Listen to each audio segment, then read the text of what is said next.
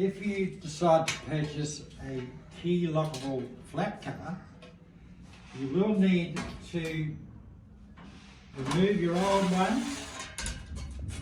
And if you look at the hole here, this is only 8mm, and you will need to drill it out, increase the size of that, because this is 10mm on the lock.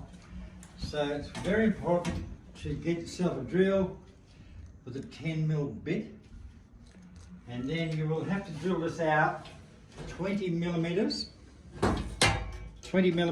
no further, because if you go too far, you come out the other side.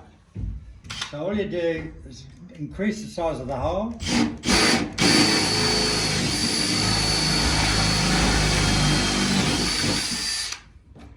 That's all you need to do. The new lockable panel, key lockable, princess rod will go all the way in. Then we lock it with a key, take it out, and that will stay locked.